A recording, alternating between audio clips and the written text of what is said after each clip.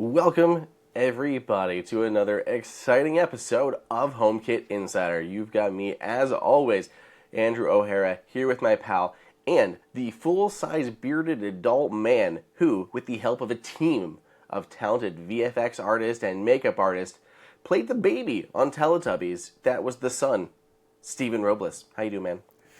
I'm doing well. If you just got off the dome like that was your intro, very impressed. Very impressed. Well played. I generally don't plan them. It's usually like Amazing. 30 seconds before you're like, okay, and we're going to start, and there's a countdown. I'm like, okay, giant Teletubby baby, got it. Amazing.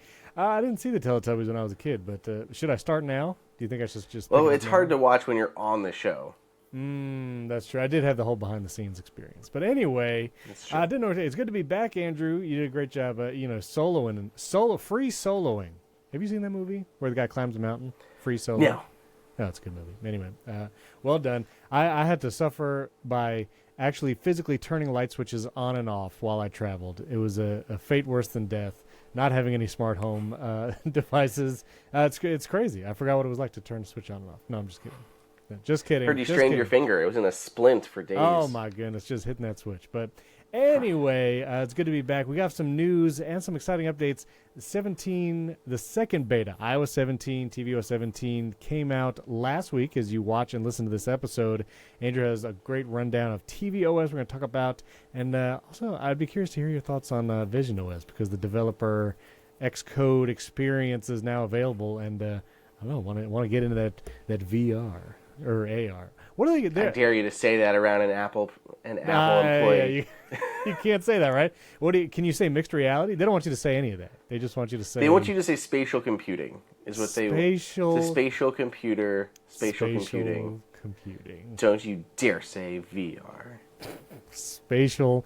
That's hilarious. Anyway, one quick 5-star review shout out. Travs84 from the UK. He did have a question. He's asking about the Ubiquiti line of the G4 Pro doorbell. I'll be honest, I use the Ubiquiti Unify access points and internet system, and I love that. I do not have experience with the video doorbell. I don't know if you do, Andrew. Have you ever used that? No, I never used that. I will say people are usually really like in the Ubiquiti camp. Like when the security cameras, the doorbell cameras, people love that stuff, especially because it's like power over Ethernet and just the way it integrates. But I don't have any personal experience. So listeners, if you have the Ubiquiti video doorbell, let us know what you think, and then we can tell Travs84 what you think about it. And so you get you HomeKiteers can review it on the show. We'll just do a dramatic reading of your review. So there you go. All right. A couple quick news bits. Wiz, W-I-Z, they have released some new style lighting. They have a filament spiral lighting, a bollard. I don't even know what a bollard is. Maybe our listeners... Those are like the little things that go in the ground, I believe, that light a path, path lights. I think that's what they are. And it's like a post with a light at the top. I think that's what those are. Okay. And then a slim down light. But yeah, Wiz, I don't have any Wiz stuff. I mean, any of these lightings exciting to you? So a couple things are exciting. So first off, Wiz is owned by Signify, which Signify owns Philips Hue. So this is the Philips Hue sister brand that has largely not supported HomeKit and been like the cheaper alternative to Philips Hue. So it's like the Wiz line and the Philips Hue line. And even the Philips Hue line was split into like the Bluetooth only version and then the full smart version. So this is getting a little complicated of a lineup, but they've been knocking it out of the park recently because Wiz actually came out with Matter support to bring you full Apple Home support, and yet Philips Hue doesn't even have Matter support yet. And now Wiz is out with another first for the company, which is they have a full color filament bulb, which is something you can't get on the Hue side. So that's a big deal. Full color filament spiral. Super cool bulb. Only $29. Look at that bulb. It's a pretty bulb. And it can do all these colors. So you get the filament effect with colors. Very sweet. And then they've been growing the outdoor stuff. Yeah, downlights. Sure, yep. They're just kind of boring. There you go. Bollard. It looks Bollards. It looks like you're gonna club someone with those. To be honest, it looks like that's used for intruders. It was like a serious light, I have to say. I did not anticipate it would be that large. I thought they were a little smaller, but hey, you know, Hey. Yeah, that's some serious lighting though. Like that would be you're is. gonna actually get some good light out of something like that. But you can get a starter pack of those for 160, and then they have extensions for 120 to add on to those. So, yeah, listeners, just hop over to youtube.com/HomeKit Insider. But these lights are like a bat. This is like putting a straight-up baseball bat into your your yard. But they don't look Very bad. Like, I don't want that to sound No, like they they're, look like, nice. oversized. Like, they look really nice. Like, all matte black with the light at the top. Like, they're simple, modern looking. I like the look of these things. No, they look very nice. They're gonna we're gonna light your path. That's what these things tell me. Like, you're gonna see where you're going, or else. No, it looks good. It looks good. Bollards, so that's very cool. So new Wiz lights, and those bollards are $160 starter kit. You get an extension for $120. So that's pretty cool. That's pretty cool. And then Hue also has some updates. They have things like an app update, new bulbs. I have not updated the app just yet. I was trying to find pictures and such. But what have you discovered anything new there as I update my app? Yeah, there's a couple things that are notable in the app. So first off, they've added this brightness balancer, which is great for entertainment areas. So you get an entertainment area, you want to control the whole brightness. Everything gets controlled at once. Now this color balancer allows you to more granularly control the color of or the brightness of different lights inside of that entertainment area. So that way you can kind of bring the focus to some areas. So maybe the ones on the outskirts are a little bit more dim, but the ones around your TV are brighter. However you want to balance it, but you have more control with this new brightness balancer. And then they're adding a lot of new enhancements to the motion sensor. So the number of time slots for motion sensors to activate has gone from 2 to 10. Great. And now the natural light scene can be selected as the scene in one of those time slots to allow it to kind of just have that natural light effect during the day and adjust its color balance and stuff like that. So, new improvements to motion sensor. The brightness balancer is going to be new. They've added a few light things. So there's a new a round shape for the Surimu panel. I feel like I'm talking about IKEA at this point with these names. Those just sound like unpronounceable But yeah, so it's words. so a round shape as well as a new square shape that's half as small as the existing square one.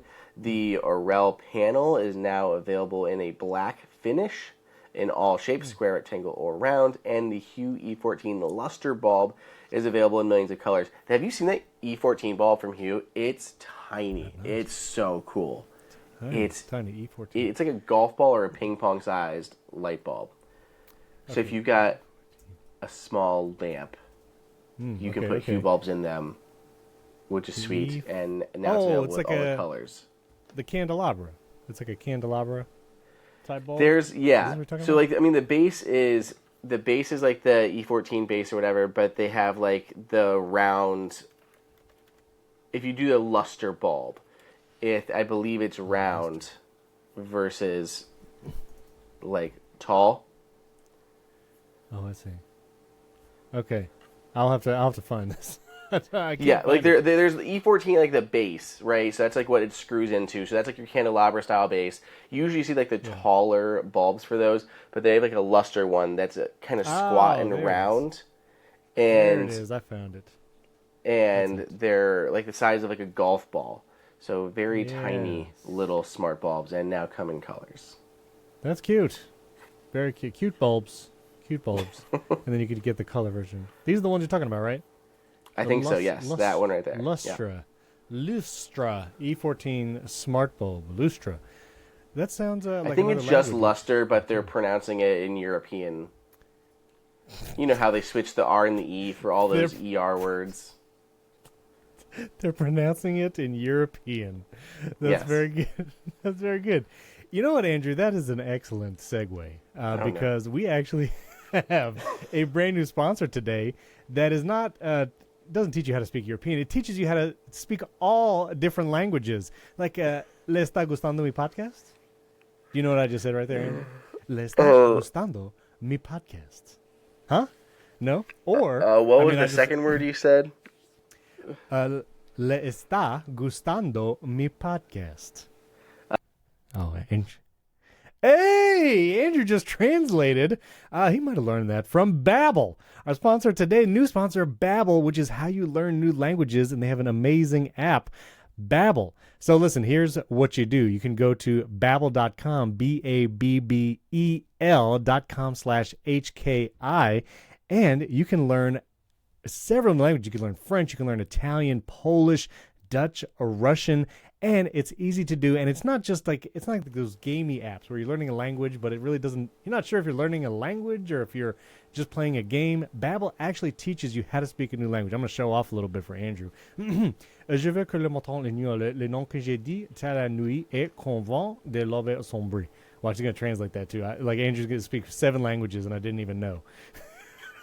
You said Starbucks has great chocolate croissants. That's excellent. It's exactly right. It's exactly right. But listen, maybe you have travel plans this summer. I actually just got back from a trip overseas. I was in a country where there was a large percent of the population I could not communicate with because I did not speak their language. Well, jump on Babel and you can start speaking a new language in just 3 weeks. And listen, Babel, it just works. Instead of paying hundreds of dollars for a private tutor or using those other gamey apps, Babel's quick 10-minute lessons are designed by over 150 language experts to help you start speaking a new language in as little as 3 weeks. And it's built for real people having real conversations. And again, I'm learning. Well, I used to speak Spanish because I took it in school for like many years. And then I forgot it, as you do. But I have like relatives who speak Spanish. I want to be able to communicate with them. And so I want to brush it up. And you can even tell Babel, I know some Spanish. You know, I'm not like a noob here. And it'll jump you into some of those lessons and help you actually have conversations with the people around you. And then if you travel in other countries. Studies from Yale, Michigan State University, and others continue to prove Babel is better. That's a good alliteration. For instance, one study found that using Babel for 15 hours is equivalent to a full semester at college. With over 10 million subscriptions sold, Babel is real language learning for real conversation. So here's the special deal, limited time offer for listeners. You get started right now. Get 55% off. 55% off your Babel subscription, but only for HomeKit Insider listeners at Babbel.com/HKI. Get 55% off at Babbel.com/HKI. That's BABBEL.com/HKI. Rules and restrictions may apply. You can find that link in the show notes too. Thanks to Babel. Gracias to Babel for sponsoring this episode. That's right. I'm going to come back, Andrew. I'm going to be speaking all kinds of languages. You're not even going to know what to do. I'm just going to have the whole show, just the whole show in Spanish and French. It's going to be great. All right. You have some in-depth experience with tvOS. I'm over here still trying to update my Apple TV. No lie. It is still trying to update. I'm looking at it right now. I'm wondering, maybe this is the episode that I'll get to actually install the beta on my Apple TV.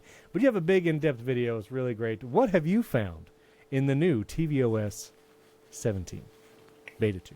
Yeah, so I don't want to, go super in depth because that's what the whole dedicated video and post is for. So go check those out. But a few things that I really like. So first time, the whole FaceTime thing is pretty slick. Like, it works really well. You'll open up the FaceTime app. It'll say, like, hey, choose your device. And, like, your iPhone shows up there. I don't understand why it doesn't support iPads. There are cameras, quality cameras on the backs of iPads, and a lot of people already have, say you already have your iPad in a Magic Stand. It makes it way easier just to stick that somewhere prominent versus having a dedicated mount for your phone. But whatever, it's going to your phone anyway. So choose your phone. You get this little alert for continuity camera on your iPhone. Just select allow, and it'll connect. And then they have this really. These are the little things that we love about the Apple experience. So they start watching or feeling your phone, and as soon as you set it down horizontally and you get in frame, it'll count down to start your session and everything. So it watches you. You can see the preview on the screen, and it's waiting for you to place your phone before it kicks things off. So I like that they have that confirmation section where you have to get everything situated first before it kicks things off. So for a FaceTime call that you're going to make, it's probably not a big deal because you just wouldn't make the call until you're ready. But I could see that for like Zoom or something where you like connect, you don't want the camera immediately like going while you're like trying to like fumble with it. Right. It's a nice little experience. So it just sets up, and then boom, you're into FaceTime. There's a list of like your recent FaceTime calls that you can call back, or people that Apple suggests. Plus button to search through your contacts. They have center stage, portrait mode, and reactions in the lower corner. So you can use any of those. Portrait mode wasn't working in the initial beta. Maybe it's working in beta 2. The reactions are kind of neat. They're a little wonky sometimes, but they're kind of neat. So you can do things like thumbs up, and it'll send off fireworks behind you. And then single thumbs up will give you like a little like bloop, bloop, bloop, bloop, boop, and like a little thumbs up bubble icon comes out of like your head. And I can't really tell. Sometimes it goes to one side or the other. I don't know if it's like which side has like more space, but it like comes out of your head. So like all that's really nice, but they also didn't just bring over like FaceTime, they brought over the whole continuity camera framework, API and everything. So Cisco's WebEx is coming, Zoom is coming by year's end, we'll see those. And I wouldn't be surprised if we saw a bunch of more third-party apps that are going to be able to use the camera in different ways. You can use that camera in FaceTime like to play games and use like a share play session for like watching videos, which I also think is very cool. I know like during COVID, my wife would watch like Queer Eye with her friends, and they would watch on like their computer but get on like a phone call or something separately. Now this is way better. Now you can literally just like watch it together, see the other person up on screen as you're watching the show. I really like that. So I think that's going to be a really neat little feature. I did try the Apple Music Sing feature out where you can like, it has like the lyric view, but now it puts you on the screen behind the lyrics, and there's all these filters that you can apply. They're a little hokey. They feel like 80s karaoke, and I'm sure that's like what they were going for. But the filters like were just like, they were like very retro feeling to me. Gotcha. But can I just say camera stuff. Go ahead. The progress bar for my update on my Apple TV completed. It restarted. Everything was looking amazing. And for some reason, this stupid Apple TV is still at 16.5. It literally just had the whole thing. It just ran through the whole setup, like more like legitimate than before. And now it's like, I don't even have the beta. I can't even do this.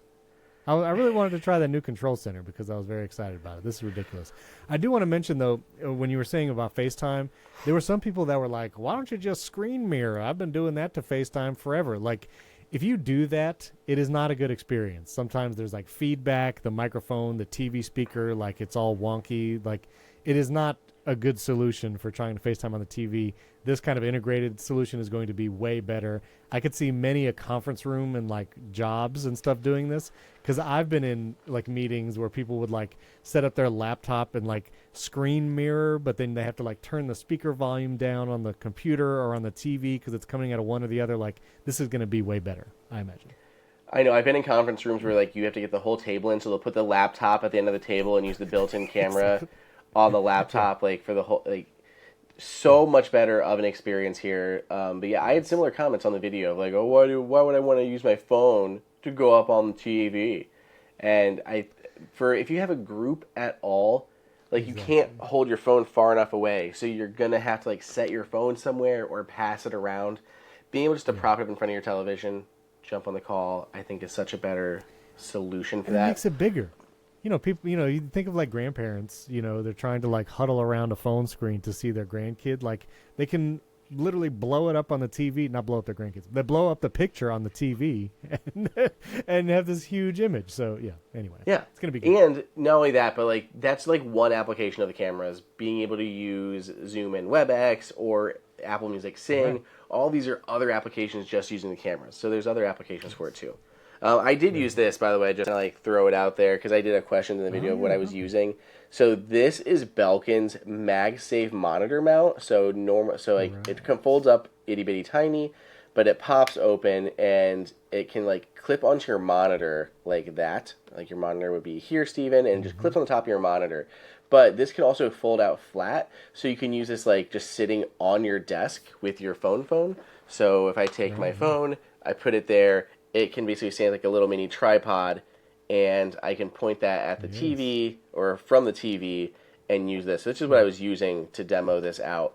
And there's also even a tripod thread at the bottom, so you could close it up further and connect a tripod, like if you were using this in a more formal setting and you wanted to do something. So this is really cool. The little Belkin MagSafe monitor mount. Yeah, it's pretty stuff.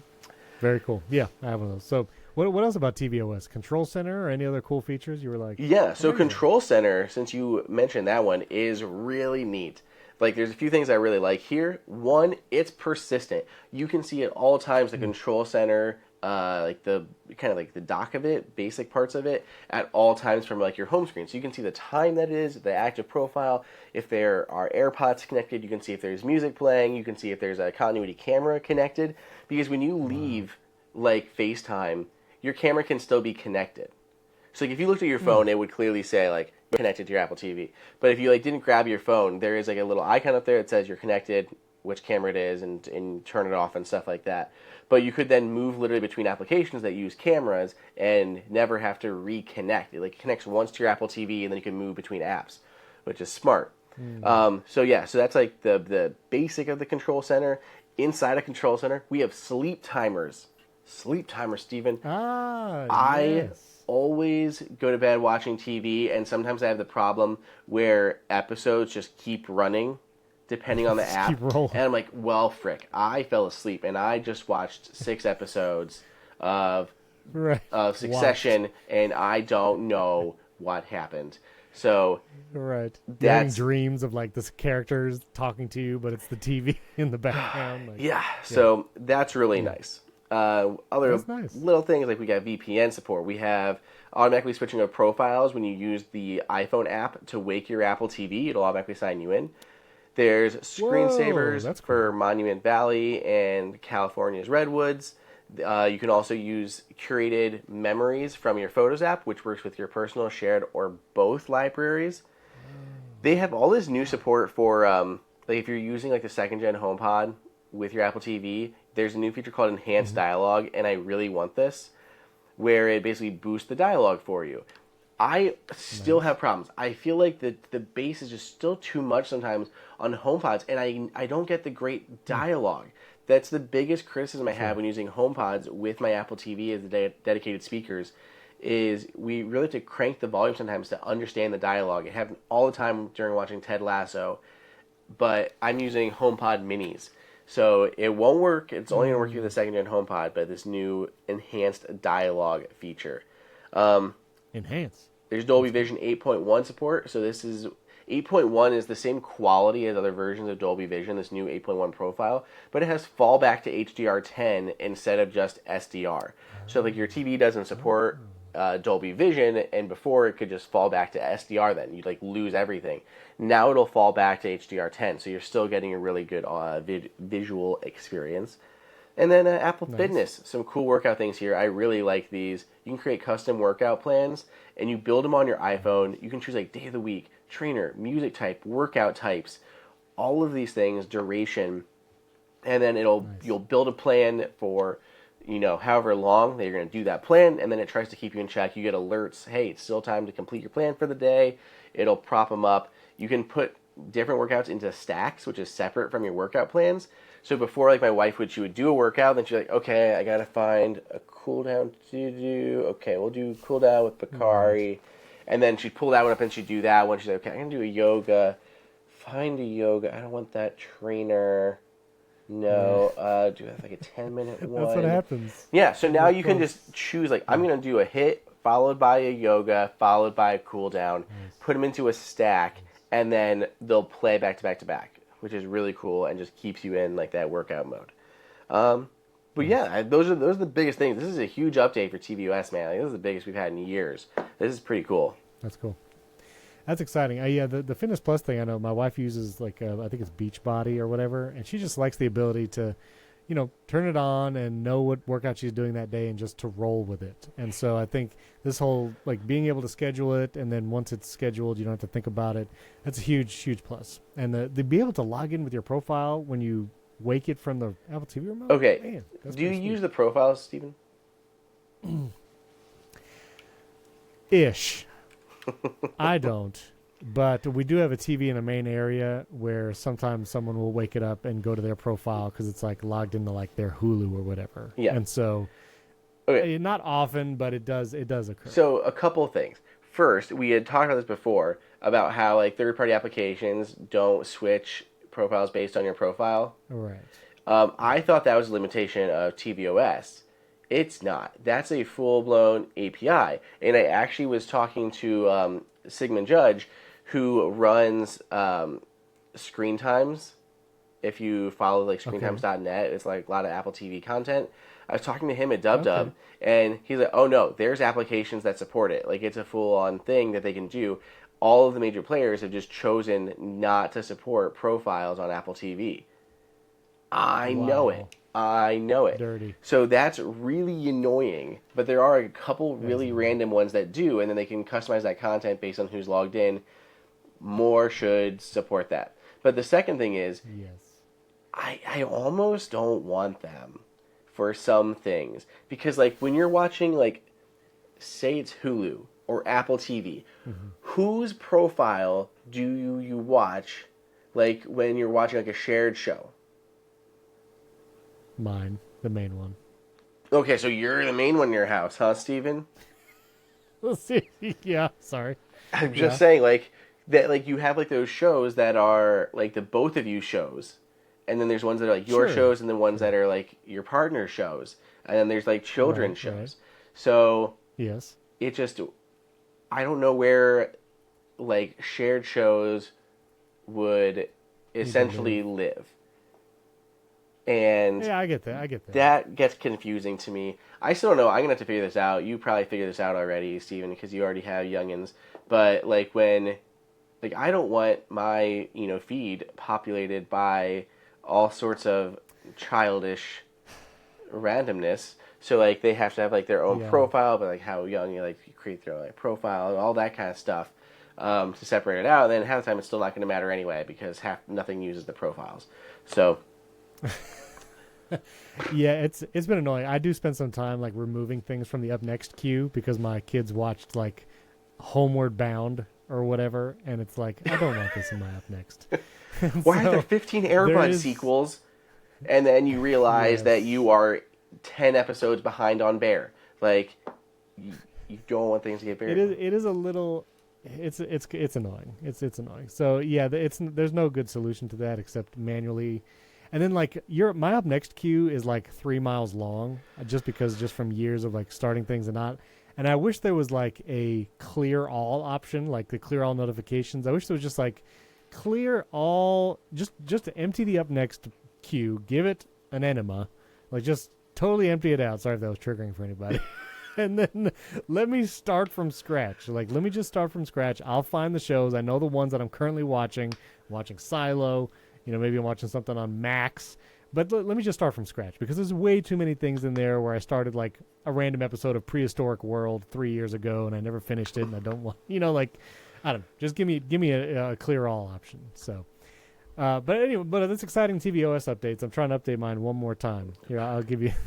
If it helps, my second beta update also went very smoothly and easily. Does that help? Yeah, thanks. I appreciate that. That's wonderful. I'll tell you what. Here's what I'm going to do because we got one more sponsor, and then I want to hear your experience with VisionOS in Xcode. Well, let's see. Will I read this sponsor read before the Apple TV tries to update? And it's our good friends at Kolide. And again, big news there. If you're an Okta user, which is the single sign-on, they can get your entire fleet to 100% compliance. How do they do it? If you don't know what I'm doing right now, go to youtube.com/HomeKit Insider. I have my Apple TV updating on screen right now, and I'm in picture-in-picture, and we're going to see who wins. Listen, if a device isn't compliant, the user can't log into your cloud apps until they fix the problem. It's that simple. Kolide patches one of the major holes in Zero Trust architecture, which is device compliance. Without Kolide, IT struggles to solve basic problems like keeping everyone's OS and browser up to date. Unsecured devices are logging into your company's apps because there's nothing there to stop them. Well, Kolide is the only device trust solution that enforces compliance as part of authentication, and it's built to work seamlessly with Okta. The moment Kolide's agent detects a problem, zap! It alerts the user. Well, no, it doesn't zap the user. It alerts the user and gives them instructions to fix it. If they don't fix the problem within a set time, they are blocked. Kolide's method means fewer support tickets, less frustration, and most importantly, 100% fleet compliance. So visit kolide.com/HomeKit to learn more or book a demo. That's KOLIDE.com/HomeKit. Our thanks to Kolide for sponsoring this episode. I won. You did This thing is still trying to update. And it's not going to update. I'm leaving myself in picture right here and my Apple TV so you all can witness the madness that I've been going through. Because this is going to finish, and then it's going to restart, and then it's going to be exactly the same on 16.5. I just want you all to know I'm not a crazy person. So, not that this proves I'm not a crazy person. Yeah. But I knew you were going to say that, and that's why I got ahead of it. I preempted the joke. So anyway, very cool. Andrew's video to tvOS 17 is in the show notes. Go watch it there. And he also has a video. This is wild. The Vision Pro, VisionOS, software like, I forget what you call it. It's the simulator when you talk about devices. I guess it's still the simulator for VisionOS. You can play around with it now in Xcode if you have a developer account, of course. And you did a whole video on this. And you could see, I've seen like app developers like Flighty, and they're like putting their app in the simulator, and they're like, I wonder what we could do with this. And it's amazing. So what have you experienced in this VisionOS? Yeah, so I basically just give an entire hands-on walkthrough of the entire VisionOS experience. So how you interact with apps, how Control Center works, testing out Safari and multiple windows and resizing things and all this stuff. So I just kind of go through the entire UI and how VisionOS works. So a couple things that I liked. It does feel just so natural to kind of play around with some of this stuff, and it looks so cool. So you're in like a living room in like the simulator, but of course it would be like your living room in real life time. But it still looks really neat how all these things just kind of move and interact with one another. Everything just feels kind of really natural and very, very similar to like iOS and iPadOS. Like when you click on like a share sheet and stuff and it looks identical to like popping it open on your iPad, it's kind of crazy because it's still in like this 3D, spatial environment. One thing I didn't know about that I thought super cool is there's a guest mode for Vision Pro. So you can share your headset with somebody. So you put on, especially like think about, this is your headset. It's signed into like your Apple ID, your messages, your email, like all of your personal stuff. And then someone says, "Oh, can I try it?" And you're like, "Yes." Like you don't want to give them like, and you can't see what they're looking at. So like, they could be like, "Oh yeah, look, I'm just browsing Safari," and they're reading all your text messages. So you don't want to do that. So it makes sense that they added this guest mode because people are going to want to try this thing out, especially at the price point. It's not like everyone's buying one. So you enable guest mode and you put in a passcode. The passcode is good for 5 minutes. So if they don't put the headset on in 5 minutes, it just defaults back to you. Otherwise, they can put the password in, and they're inside a guest mode, and they can play around with it, but they're not going to get access to any of your stuff, your data, anything like that. Nice. So I thought that was really cool, just a small little thing that I found when I was playing around, like Control Center and stuff.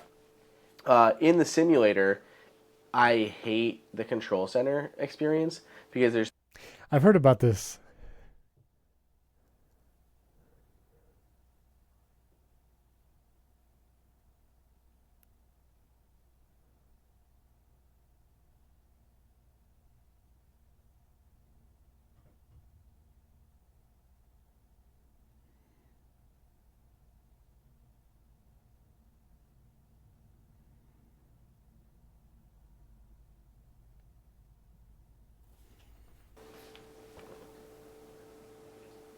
Carrot floating around.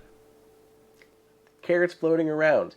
It just pops kind of into view, and you click it when you're trying to click on the URL bar, the unified search bar in Safari. It's quite annoying. But in real life, you are able just to look with your eyes. So you're going to look at like the carrot, and then tap with your fingers versus looking at the URL bar. There's a distinction in where you're looking. So that's definitely not the new version of tvOS. Yeah, I know, Andrew. I mean, for anyone who also is watching the video and saw the Apple TV reboot, one of the first things you'll know with tvOS 17 is there's now 6 icons across on the home screen.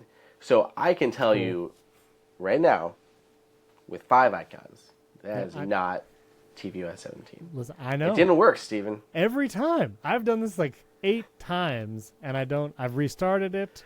I've Factory reset.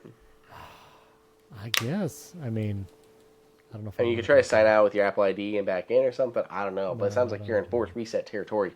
I can't even control it. The remote's not working. The remote on the phone is not connected. And that's not even the beta. You're getting that on non-beta. That's not even the beta. It's not even the beta. All right, forget this. Sorry, I just wanted everyone to know I'm not crazy.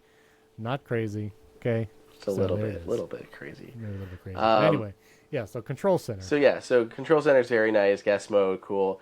Everything else works how it does. There's a bunch of apps that are still like missing, even like right now in the beta. So like there's like this little folder of compatible apps that Apple includes on VisionOS, and you see like podcasts and books and clocks and stocks, and then you open the folder and none of those are there.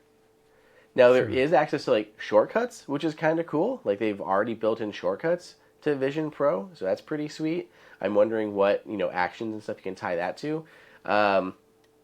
But yeah, half those apps are still missing at the moment. But we're on beta 1 of this thing. And I heard that there was, if you saw the story that we ran, Steven, there's like a bunch of apps that Apple anticipates on adding by the time this ships, but they weren't ready even to demo at DubDub. So like there is going to be like, this is all rumors, but there is going to be like Apple Fitness Plus on this headset. But Apple was even looking at different head strap designs or notepads and stuff that would be used for workouts versus regular time. And like they planned on having like a Nike workout app and like Jiu-Jitsu on here. I can't remember everything else that there was, but there was like a whole list of things that Apple plans to add. Because like a lot of these required like full body tracking, and they didn't have that down yet. And they were even using like those downward facing cameras to measure your chest for breathing. So it'll be interesting to see what of this they accomplish by the time this releases. It makes sense. I'm glad that they're going to like,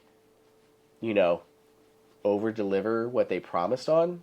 At least I hope. Sure. But so far it's very, very cool. I mean, if you have not, you've seen the coverage, but if you ever want to just play around with this, you can just try it out. You move around in the space, interact with things, head to appleinsider.com, you watch videos. The videos are pretty cool. You can just resize and make them big, and it's kind of funny because like in the space, they're showing you like a TV. So like you're in a living room with a TV, but you can just watch like a YouTube video and like stretch it, and it's like twice as large as the TV is. Right. So that's pretty neat. That's pretty cool. I can't think of much else. I think that's pretty cool. Apple Books. I mean, I guess you could just make the book 200 feet wide. I guess if you want to read a book in spatial computing. I don't know. To me, that actually sounds kind of relaxing to read a book.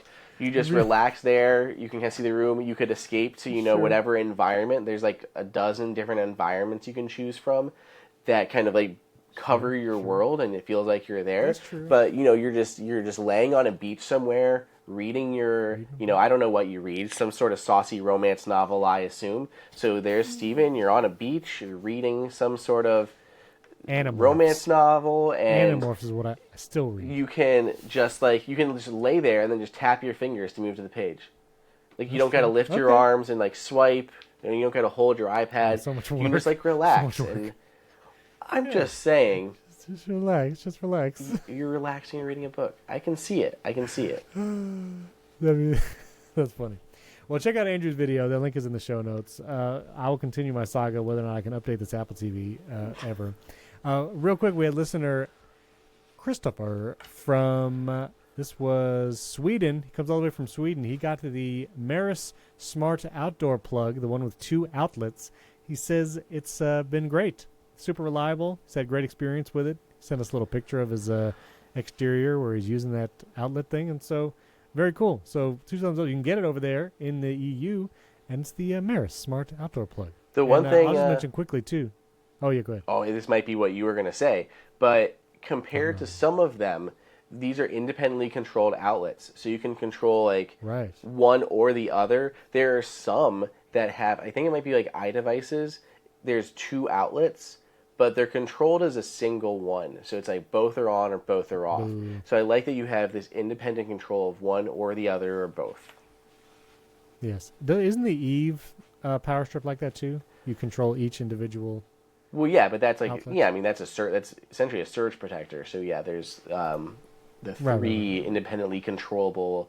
Surge protectors are different. Like there are other surge protectors, but as far as outdoor outlets go, very few have 2, and very few of the 2s are independently controllable. Gotcha. Okay. Well, very cool. And last thing I wanted to mention, I'm trying out yet another HomeKit button. This is Flic, F-L-I-C, Flic button. And, because I just like HomeKit buttons, triggering automations and scenes. So trying this one out, these buttons do require a hub. So there's like a Flic hub, and I have that plugged in somewhere. Just connected to Wi-Fi. It's not, I didn't hardwire it to Ethernet, although you can. And the pack I got comes with like 4 buttons. So I got to figure out what I'm going to do with all these. These are my Flic buttons. And, figuring out what to do with them. But I like them. They're nice buttons. Yeah, the Flic stuff is neat. Mine eventually, eventually stopped working. I used those to originally control my basement lights. I would just put them anywhere, and then it would just turn the lights on and off, and I set conditionals to turn the lights on or off based on their status. But I started having issues with them. But the Flic twist is super cool. Yeah. I saw that at CS, and I got to twist it, and it was nice. It's like they spend a lot of time, getting like the tension perfectly smooth and everything. Like it's a very nice twisty button thing knob. Flic twist, the Flic twist at $80. You can get it. Oh no, it's pre-order. It's still up for pre-order. Expected to ship soon, apparently. That does look cool though. I'm gonna put it in the show notes if you guys want to see what that is. Okay, cool. All right, well that's all we got for today. If you have questions about VisionOS, let us know. Andrew and my Twitter handles and Mastodons are in the show notes. If you have any advice on how I can get my Apple TV on beta, I would love to hear that because it's still not working. And, let us know what projects you got, questions you got going on. And as always, thanks for tuning in. Catch you next time. See you guys.